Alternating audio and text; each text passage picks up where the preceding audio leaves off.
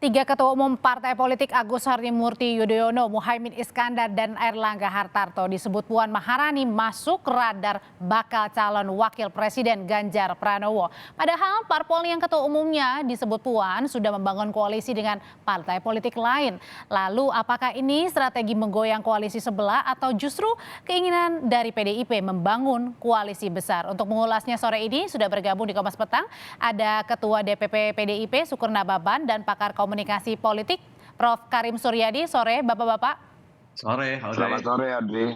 Saya ke Pak Sukur dulu. Pak Sukur, jadi ini setelah nama Mas Ahy masuk, kemudian terakhir ada nama Caimin dan juga Pak Airlangga. Jadi ini berdasarkan data survei internal dari PDIP atau upaya menggoyang soliditas koalisi pesaing? Ya, tidak sejauh itulah. Kita tidak ada punya keinginan untuk menggoyang koalisi yang sudah terbangun. Sekretaris Jenderal saya juga kan mengatakan di statement-statement sebelumnya, kita menghormati koalisi-koalisi yang sudah ada.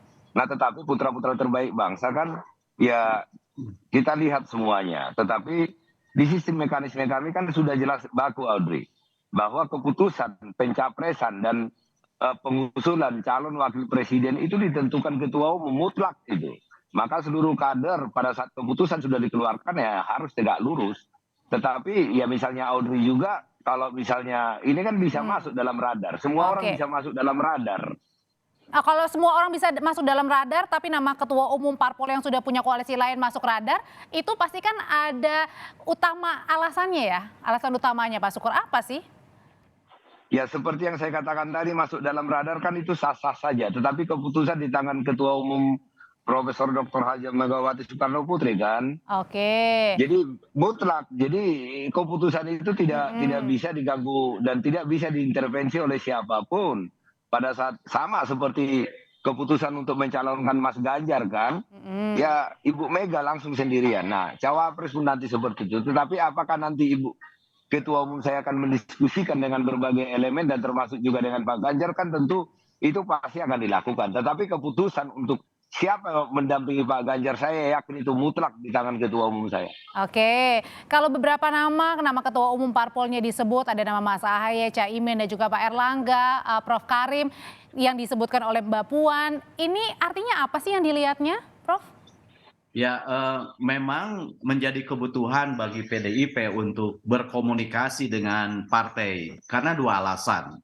Yang pertama, faktanya kalau hanya mengandalkan kerjasama antara PDIP, P3, dan Perindo untuk memenangkan Ganjar Pranowo. Hanura juga udah masuk, Prof.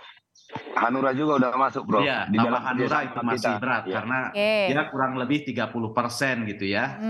Itu yang pertama, sehingga butuh tambahan amunisi. Yang kedua, sampai hari ini Ganjar Pranowo itu kan masih dikesani PDIP banget gitu ya. Belum go public. Nah, untuk menambah itu maka jaringannya harus diluaskan. Nah, saya yakin komunikasi antara PDIP dengan Partai Demokrat itu dalam kerangka seperti itu. Jadi serius meskipun khusus untuk Partai Demokrat dan PDIP ketika berkomunikasi ada tujuan spesifik. Yang pertama, mencairkan kebekuan yang selama ini bertahan cukup lama. Mungkin satu generasi begitu ya. Sebab kalau saya lihat misalnya selama pemilu berlangsung di Indonesia, belum pernah terjadi kerjasama atau koalisi antara PDIP dengan Partai Demokrat. Nah, yang kedua, PDIP sebagai partai nasionalis terbuka, terbesar, kan tidak elok kalau misalnya terdengar membangun barikade dengan salah satu partai. Padahal secara ideologis di antara dua partai itu tidak berbeda secara diametral. Jadi bolehlah menurut saya ini merupakan revisi, koreksi kemajuan dari apa yang terjadi sebelumnya. Pernah dikatakan bahwa tidak mungkin koalisi dengan Demokrat karena DNA-nya berbeda kan gitu. Dan dalam politik itu bisa terjadi karena apa? Karena menurut saya sekali lagi di Indonesia terminologi ideologis itu kan tidak seketat yang terjadi di misalnya Amerika, hitam putih perbedaannya. Nah, sehingga bahwa kemudian apakah ini goyang-goyang segala macam, menurut saya itu tidak menjadi tujuan utama. Bahwa kemudian kalau sampai akhirnya Demokrat Ada yang goyang gitu ya, Prof. tertarik terjadi Oke. tekanan, yaitu Berarti segitu konsekuensi kuatnya saja ya menurut pesona saya, dari ya. Partai Demokrat oleh PDIP sehingga mau memasukkan Demokrat untuk bisa bergabung tadi ya, untuk memecah tadi tembok yang begitu. Bukan Saya seperti tidak itu, Audrey. yakin Bukan itu bukan motifnya Nggak, kalau nggak yakin untuk kalau Pak Sukur memecah, ya silakan. Tidak yakin Ya, untuk bukan. memecah ya. Iya, Sekali lagi saya bukan. katakan tadi, dasarnya adalah kebutuhan elektoral. Oke, Bahwa untuk kemudian menaikkan elektoral. jika terjadi terpecah, itu alamiah. Kenapa? Karena saya yakin sampai hari ini belum ada blok koalisi yang benar-benar matang, ya. Jokowi dalam pidato di depan Musra juga katakan begitu, bahkan koalisi masih belum terbentuk, belum selesai. Jadi kalau saya analogikan dengan janin, umur koalisi hari ini baru sekitar 3 bulan, baru menggumpal, belum berupa, belum Oke. berjenis, masih bisa Oke, geser-geser. kalau gitu, Jadi seperti itu kondisinya. kalau gitu Pak Sukur sebegitu seriusnya begitu sehingga juga pada saat sebelum Mbak Puan bertemu dengan Mas AHY, kemarin juga Pak Sekjen PDIP bertemu juga dengan Pak Sekjen Demokrat. Iya, kan jelas tadi. Saya tertarik satu statementnya Prof. Karim tadi yang mengatakan, ya jangan ada barikade-barikade. Kita ini kan kami, PDI Perjuangan kan tidak bisa membangun bangsa ini sendirian. Kita ini kan konsep dasar kita kan gotong royong. Maka kita harus mengajak semua elemen masyarakat. Nah, terkait dengan pencalonan AHY sebagai calon wakil presiden, tadi kan itu kan tidak fokus AHY, ada 10 orang yang masuk dalam radar. Tetapi saya sudah sampaikan tadi, keputusan itu ada di tangan Ibu Mega, mutlak itu. Nah, mendengar dari elemen-elemen lain termasuk juga nanti berdiskusi dengan Mas Ganjar itu pasti akan dilakukan. Tetapi saya percaya 1000% bahwa Ketua Umum saya tidak bisa diintervensi. Nah, pertemuan antara Sekjen PDI Perjuangan dengan Sekjen Demokrat, nah tentu kan ini bagaimana kita ini bisa menyatukan pikiran, menyatukan tujuan di dalam membuat nanti pileg dan pilpres itu pada tahun 2024 berlangsung dengan aman dan lancar. Pak Sukur, sebenarnya target dari PDIP sendiri untuk menggalang dukungan parpol-parpol lain berapa banyak sih Pak?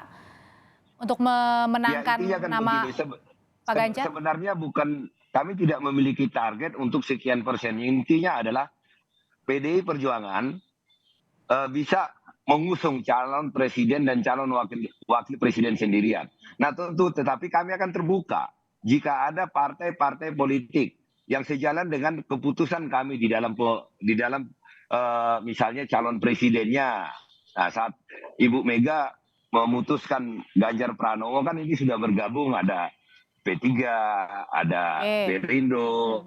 Nah, terus kemudian ada Hanura. Nah, nanti diputuskan cawapresnya, ada lagi yang lain yang gabung, yang merasa bahwa apa yang kami putuskan itu adalah yang terbaik bagi bangsa dan negara. Kami tidak memiliki target untuk sekian persen ini. Kami percaya diri bahwa dengan apa yang kami sampaikan kepada rakyat Indonesia, maka rakyat Indonesia akan memilih apa yang kami calonkan.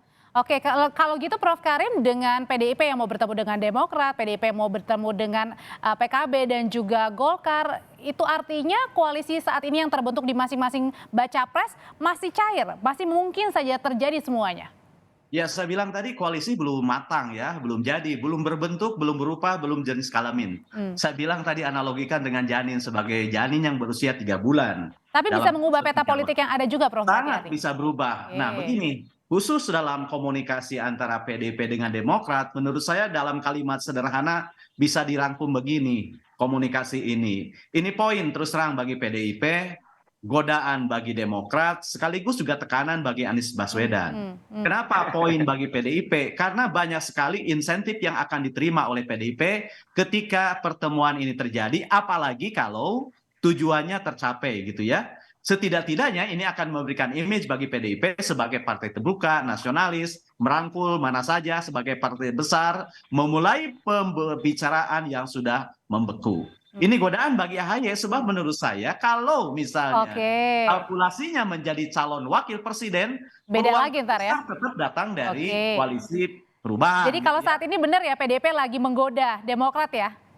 Ya, Pas- bukan pa- PDIP-nya menggoda, ini godaan yang akan Goda. dibaca sebagai godaan Silakan Pak oleh Sukur. Jadi Partai ini godaan Demokrat. atau saling menggoda ini atau menggoda justru? Kenapa? Jadi, Kenapa saya bilang godaan bagi Partai tadi Demokrat? saya katakan Karena Audrey saya melihat tidak kans melakukan menjadi penggodaan. cawapres itu ada di koalisi sebelah, Oke. bukan di PDIP yang bertabur bintang, banyak sekali pilihan di sana. Banyak sekali pilihan. Oke. Gitu Oke, ya. oke, kita dengarkan Prof dari Pak Sukur. Silakan Pak. Ya, itu yang saya katakan tadi, bukan menggoda Audrey, tetapi kita membangun komunikasi politik dengan siapapun. Kalau Karena akhirnya kita sadar- tergoda, Kan tapi bisa dibilang menggoda Pak Sukur. Karena kan saat ini Demokrat sudah bersama dengan Ya, Nasdem. artinya kan kita tetap membangun komunikasi. Tadi Prof.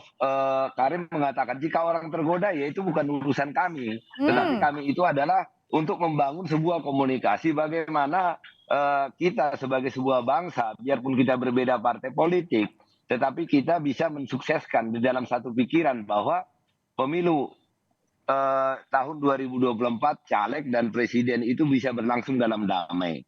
Nah, terkait dengan calon wakil presiden tadi saya sudah sampaikan dengan tegas bahwa tentu saja sangat banyak masukan kepada kami. Nah, tetapi keputusan mutlak pertimbangan itu ada di ketua umum. Kami tunggu perintah sama seperti pada saat diumumkan Ganjar Pranowo. Apakah kalau misalnya ditanya siapa punya peluang yang terbesar, saya tidak tahu. Yang tahu Tapi itu hanya pertanyaannya ketua umum gini saya, Pak dan saya Sukur yang melaksanakan ditanyakan perintah. oleh banyak orang, kenapa harus Demokrat? Kenapa harus nama Mas AHY? Loh, kan ada 10 nama, tidak hanya satu kan, kecuali satu. Berarti kalau ada 10 nama kan berarti semua punya peluang. Dan bisa saja dari luar 10 yang disebut Mbak Puan tadi muncul lagi. Nah, keputusan kan ada di tangan ketua umum. Kecuali pada saat wawancara pada saat rakernas kami itu hanya satu nama yang dilemparkan oleh Mbak Puan. Kan ada 10 nama. Dan urutannya juga kan Tapi bukan kan yang Pak cukup Ahy yang intens pertama. belakangan ini disebutkan dan juga pertemuan juga justru nama Mas Loh, AHY bukan. atau Demokrat.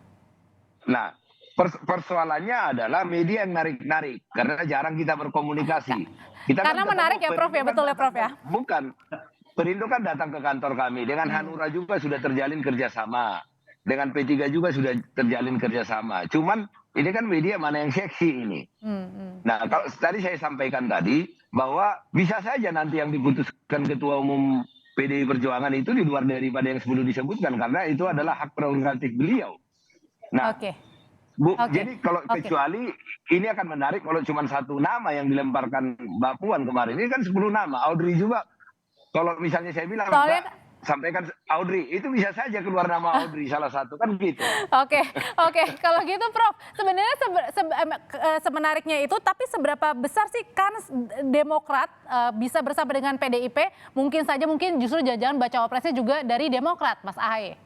Ya, menurut saya setipis-tipisnya kemungkinan ya kerjasama itu paling mungkin terjadi di putaran kedua gitu ya. Melihat kondisi hari ini di mana koalisi perubahan itu kan tertekan dalam radar survei itu yang pertama. Yang kedua, mengapa tidak saya bilang di awal di putaran pertama dan mengapa saya tidak begitu optimistis AHY itu masuk ke dalam radarnya Ibu Mega? Karena saya katakan betapa banyak cawapres yang bertabur bintang di PDIP ini yang matang dari sisi pengalaman, namanya besar, kuat juga dari sisi gizi gitu ya. Nah, sehingga menurut saya akan lebih besar kebutuhan untuk menjadi cawapres di koalisi perubahan gitu. Oke. Tapi kan meskipun sekecil apapun dalam politik kan terus harus dijaga, harus digalang begitu ya. Sebab ini soal kemungkinan. Saya senang gitu ya tadi Bang Sukur menyebut ada common platform di antara para partai politik, di antara kekuatan bahwa common platform itu adalah menggerakkan mesin politik secara manusiawi, beradab gitu ya, penuh kekeluargaan dan gotong royong. Itu hal penting yang harus kita pegang dan dicatat sore ini. Dan mudah-mudahan itu menjadi landasan bagi kekuatan-kekuatan untuk menggerakkan. Oke, kalau gitu Pak Sukur, bocoran dong Pak. Kira-kira kapan Mbak Puan bertemu dengan Mas AHY? Loh, kan kemarin kan pertemuan antara Pak Hasto dengan Sekretaris Jenderal Demokrat kan sudah disampaikan. Nanti akan mengklokkan waktunya. Kebetulan saya tidak nempel dengan Mbak Puan, saya tidak nempel dengan AHY. Tapi pasti ya itu ya. Jadi, pertemuannya ya? Belum tentu juga. Belum tentu juga. Oke, kalau belum tentu Mbak Puan bertemu. Bukan maksud saya kalau tidak klop. waktunya kan nggak bisa ketemu. Oh, yang Tapi penting kalau klop pas dulu klop ya. waktunya iya. Jadi Oke. kalau misalnya Audrey nanya ke saya, pasti nggak ketemu Bang. Saya bilang ya nggak tahu saya. Ya kalau pas klop waktunya ketemu, tapi kalau tidak pas klop waktunya, misalnya saya janjian dengan kamu Audrey, ya nggak klop waktu kita nggak ketemu-ketemu. Oke, oke kalau gitu kalau masih ditunggu pertemuan antara Mbak Puan dan juga Mas Ahaye, ataukah mungkin Prof Karim justru yang harus bertemu duluan adalah Ibu Mega dengan Pak SBY untuk Itu agak mencairkan? kurang relevan ya dalam konteks ini. Oke. Ya, jadi menyambung pertanyaan tadi, mengapa yang dibidik itu AHY, mengapa Muhaimin Iskandar, mengapa Erlangga? Karena kan yang ingin ditarik bukan personalitinya, bukan person AHY-nya, bukan seorangnya, tapi bagaimana tarikan itu membawa juga gerbong elektoral. Dan kita tahu AHY adalah ikonnya Demokrat saat ini, gitu Oke. ya. Itu sama halnya dengan Erlangga dengan juga yang lain. Jadi menurut saya efek elektoral yang dikejar. Gimana? sebenarnya. Terakhir Pak Pas. Mahfud juga kan disebut juga itu kan, Prof. Oke, Pak baik. Mahfud, Karena ada Pak 10 nama Erik, ya dari Mbak Puan ya. Iya. Baik. Ya itu yang saya Jadi bilang kita bertabur tidak hanya bintang bicara- cawapres di sana, Iya. Bang. Baik. Kita tidak hanya bicara partai politik ya, kita bicara figur. Baik. Nah, tentu saja yang saya Oke, katakan, baik, Ibu terima Mega lebih kasih. paham lah figurnya. Terima kasih Pak Sukurna Baban, terima kasih Prof Karim Suryadi sudah bergabung di Kompas Petang sore hari ini. Kita ketemu lagi di lain kesempatan.